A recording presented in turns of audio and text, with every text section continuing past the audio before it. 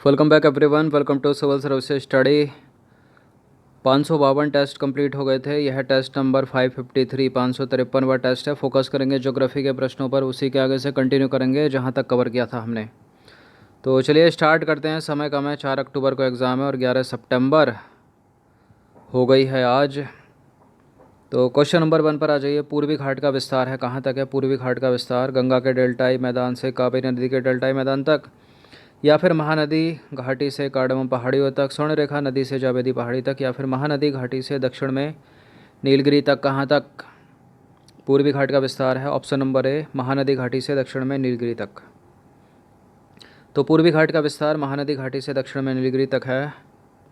Question number 2 पर आ जाइए। भारतीय मरुस्थल के संदर्भ में नीचे दिए गए कथनों पर विचार करना। 4 स्टेटमेंट है, बताना है कि इनमें से कौन सा सही है। पहला स्टेटमेंट है, भारतीय मरुस्थल अरावली पहाड़ियों के उत्तर पश्चिम में स्थित है। उत्तर पश्चिम है, दक्षिण पश्चिम में? उत्तर पश्चिम में, ये करेक्ट है। इस क्षेत्र की भूगर्भिक चट्टान संरचना प्रायद्वीपीय पठार का विस्तार है। लूनी इस क्षेत्र की महत्वपूर्ण नदी है और यहाँ पर वार्षिक वर्षा जो है 150 मिलीमीटर से कम होती है।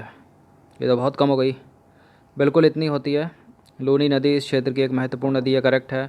और करेक्ट है, इस क्षेत्र की भूगर्भिक चट्टान जो है चट्टान संरचना प्रायद्वीपीय पठार का विस्तार है। तो सारे के सारे करेक्ट हो गए, डी इसका आंसर, उपरोक्त सभी। तो विशाल भारतीय मरुस्थल अरावली पहाड़ियों के उत्तर पश्चिम में स्थित है। यहाँ पर वार्षिक वर्षा 150 मिलीमीटर से कम होती है, जिसके परिणाम स्वरूप यह एक शुष्क और वनस्पति रहित क्षेत्र है। इन्हीं गुणों के कारण इसे मरु स्थली कहा जाता है, डेजर्ट। इस क्षेत्र की भूगर्भिक चट्टान संरचना प्रायद्वीपीय पठार का विस्तार है। अत्यंत शुष्क दशाओं के कारण इसकी धरातलीय आकृतियाँ भौतिक अपक्षय और पवन क्रिया द्वारा निर्मित है। इस मरुस्थल के दक्षिणी भाग में बहने वाली लूनी नदी जो है यहाँ की एक महत्वपूर्ण नदी है, जो कि अरावली पहाड़ियों से निकलती है। बरकान स्थलाकृति का संबंध किससे, बताइए? पहले भी ये प्रश्न आया होगा सामने। सागरीय तट से, तटीय मैदान से, द्वीप समूह से, या मरुस्थल से? किससे? बरखान टीले रेत के टीले हैं, मरुस्थल से संबंध है इनका। तो बरकान अर्धचंद्राकार बालू के टीले को कहते हैं, जिसका विस्तार भारतीय मरुस्थल के अधिकांश क्षेत्र पर है। भारत पाकिस्तान सीमा के समीप लंबवत बालू के टीले प्रमुखता से पाए जाते हैं ये, और जैसलमेर के समीप बरकान के समूह देखे जा सकते हैं। भारतीय मरुस्थल एक उबड़ खाबड़ भूतल है, जिस पर बहुत से अनुदैर्ध्य रेत के टीले और बरकान पाए जाते हैं। क्वेश्चन नंबर 4 पर आ जाइए। कौन सी स्थलाकृति भारतीय मरुस्थल क्षेत्र में नहीं पाई जाती? देखिए, स्थानांतरी रेतीले टीले तो पाए जाएंगे, रेतीले टीले तो पाए जाएंगे, मरु उद्यान भी पाया जाएगा, और छत्रक चट्टानें भी मिलती हैं। टार नहीं होता यहाँ पर। तो भारतीय मरुस्थल क्षेत्र में अत्यंत शुष्क दशाओं के कारण इसकी धरातलीय आकृतियाँ भौतिक अपक्षय और पवन क्रिया द्वारा निर्मित है। यहाँ की प्रमुख स्थलाकृतियाँ स्थानांतरी रेतीले टीले, छत्रक चट्टानें और मरुस्थल मरुद्यान हैं। क्वेश्चन नंबर 5 पर आ जाइए। निम्नलिखित में से कौन सा भारत का सबसे लंबी तटरेखा वाला राज्य है, बताइए? भारत की सबसे लंबी तटरेखा किसकी है? गुजरात की है। गुजरात के बाद आंध्र प्रदेश की है, फिर महाराष्ट्र की है, फिर तमिलनाडु की है, केरल की है, कर्नाटक की है, इस तरह से है। तो ए इसका आंसर हो जाएगा, गुजरात।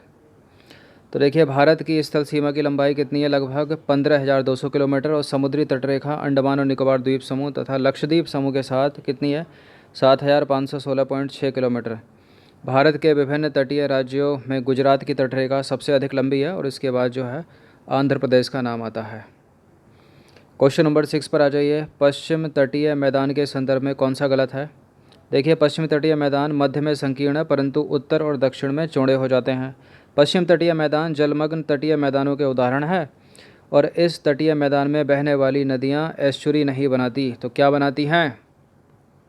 देखिए, इस तटीय मैदान में बहने वाली नदियाँ जो हैं वो डेल्टा नहीं बनाती, लेकिन एस्चुरी बनाती हैं। गलत है, सी। पहला दूसरा सही है, असत्य है अपना क्या? सी आंसर हो जाएगा, क्या? सी। तो देखिए, स्थिति और सक्रिय भू आकृतिक प्रक्रियाओं के आधार पर भारत के तटीय मैदान को 2 भागों में बांटा गया है। एक है पश्चिम तटीय मैदान और दूसरा है पूर्वी तटीय मैदान। बात करें पश्चिम तटीय मैदान की, पश्चिम तटीय मैदान मध्य में संकीर्ण है, परंतु उत्तर और दक्षिण में चौड़े हो जाते हैं। तो सही है पहला वाला। पश्चिम तटीय मैदान जलमग्न तटीय मैदानों के उदाहरण है, इसलिए बी भी सही है। इस तटीय मैदान में बहने वाली नदियाँ जो हैं वो डेल्टा नहीं बनाती बल्कि एस्चुरी बनाती हैं, इसलिए गलत है तीसरा। क्वेश्चन नंबर 7 पर आ जाइए। कथन और कारण है, अगर व्याख्या करेगा तो ये होगा, व्याख्या नहीं करेगा तो ये होगा, और दोनों में से कोई सही गलत होगा तो सी और डी में से आंसर दिया जाएगा। कथन क्या है? पश्चिम तट पत्तनों एवं बंदरगाहों के विकास के लिए प्राकृतिक परिस्थितियां प्रदान करता है। जो पश्चिमी तट है पत्तनों एवं बंदरगाहों के विकास के लिए प्राकृतिक परिस्थितियां प्रदान करता है, क्योंकि पश्चिमी तटीय मैदान एक जलमग्न संकीर्ण पट्टी है।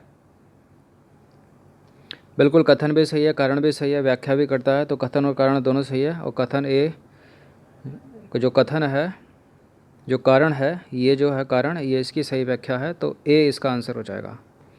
तो पश्चिम तटीय मैदान जलमग्न तटीय मैदानों के उदाहरण हैं। जलमग्न होने के कारण पश्चिम तटीय मैदान एक संकीर्ण पट्टी मात्र है और पत्तनों एवं बंदरगाहों के विकास के लिए प्राकृतिक परिस्थितियां प्रदान करता है। क्वेश्चन नंबर 8 पर आ जाइए। पश्चिम तटीय मैदान के विभाजन के संदर्भ में निम्नलिखित में से कौन सा युग्म सही नहीं है? देखिए, गुजरात में कठियावाड़ और कच्छ तट गुजरात में बोलते हैं, सही है ये। कर्नाटक में मालाबार तट बोलते हैं, करेक्ट है। महाराष्ट्र और गुजरात में कोंकण तट बोलते हैं। आंध्र प्रदेश में कोरोमंडल नहीं है, तमिलनाडु में कोरोमंडल तट है। तो उत्तर में गुजरात तट के दक्षिण में केरल तट तक फैले पश्चिमी तटीय मैदान को निम्न भागों में विभाजित किया जाता है, जैसे गुजरात का कच्छ और कठियावाड़ तट हो गया, महाराष्ट्र का कोंकण हो गया, कर्नाटक और केरल का मालाबार, और पूर्वी तटीय मैदान यानी तमिलनाडु का जो है दक्षिणी भाग कोरोमंडल के नाम से जाना जाता है। क्वेश्चन नंबर 9 पर आ जाइए। निम्नलिखित में से कौन से पश्चिमी तटीय मैदान पर स्थित प्राकृतिक बंदरगाह हैं? पारादीप उड़ीसा में, ये तो होगा नहीं, सबको पता होगा। न्याहा सेवा बनाया गया था मुंबई का बोझ कम करने के लिए। मुंबई एक प्राकृतिक बंदरगाह, तो बिल्कुल ये प्राकृतिक, ये जो है आर्टिफिशियल हो गया न्याहा सेवा, और ये हो जाएगा पश्चिमी तट पर। मझगांव पश्चिमी तट पर है, विशाखापत्तनम पूर्वी तट पर है, कोचीन केरल में पश्चिमी तट पर, मरमगांव गोवा पश्चिमी तट पर। तो 2 3 5 6 2 3 5 6 2 3 5 6 सी इसका आंसर हो जाएगा। अब देख लेते हैं पहले पूर्वी तट के कौन कौन से बंदरगाह हैं। तो कोलकाता पूर्वी तट में पश्चिम बंगाल में, हल्दिया पश्चिम बंगाल, पारादीप उड़ीसा में, विशाखापत्तनम आंध्र प्रदेश पूर्वी तट पर, चेन्नई भी तमिलनाडु में पूर्वी तट में गिना जाएगा, तूतीकोरिन तमिलनाडु भी पूर्वी तट में गिना जाएगा। अब इनके एक्सप्लेनेशन देख लेते हैं जो थे। जैसे मझगांव आपने देखा होगा वहाँ एक नाम। तो मझगांव जो है महाराष्ट्र के मुंबई तट पर स्थित भारत का अग्रणी शिपयार्ड है। बात करें न्याहा सेवा की, तो यह मुंबई बंदरगाह के निकट ही स्थित है। इसका निर्माण मुंबई बंदरगाह के दबाव को कम करने के लिए किया गया, और यह देश का सबसे आधुनिक एवं सर्व सुविधा युक्त बंदरगाह है। मरमगांव की बात करें तो अरब सागर के गोवा राज्य में स्थित यह एक प्राकृतिक बंदरगाह है। बात करें मैंगलोर की, तो यह बंदरगाह कर्नाटक राज्य में स्थित है, और कुद्रेमुख की खानों से निकलने वाले लौह अयस्क को इसी बंदरगाह से निर्यात किया जाता है। एक शब्द लिखा है वहाँ पर प्राकृतिक, इसको हटा देते हैं वरना ब्लंडर हो रहा है इसकी वजह से। तो निम्नलिखित में से कौन से पश्चिमी तट पर स्थित बंदरगाह हैं? तो न्याहा सेवा, मझगांव, कोचीन और मरमगांव। विशाखापत्तनम नहीं है क्योंकि आंध्र प्रदेश में, पारादीप नहीं है क्योंकि उड़ीसा में। ठीक है, चलिए क्वेश्चन नंबर 10 है, अंतिम प्रश्न पर आ जाइए। नीचे कुछ कथन दिए हैं, बताना कि इनमें से कौन सा करेक्ट है। पहला स्टेटमेंट है, कयाल जो है ना, कयाल कठियावाड़ तट की विशेष स्थलाकृति है। कयाल का प्रयोग मछली पकड़ने और अंतःस्थलीय नौकायान के लिए किया जाता है। देखिए, कयाल कठियावाड़ तट की नहीं है, कयाल है मालाबार तट की। तो गलत है पहला वाला स्टेटमेंट, दूसरा वाला सही है, केवल 2 इसका आंसर हो जाएगा। तो कयाल मतलब बैक वाटर, मालाबार तट की विशेष स्थलाकृति है जिसका प्रयोग मछली पकड़ने और अंतःस्थलीय नौकायान के लिए किया जाता है। तो इनकरेक्ट हो गया ना पहला। कयाल पर्यटकों के लिए विशेष आकर्षण का केंद्र है।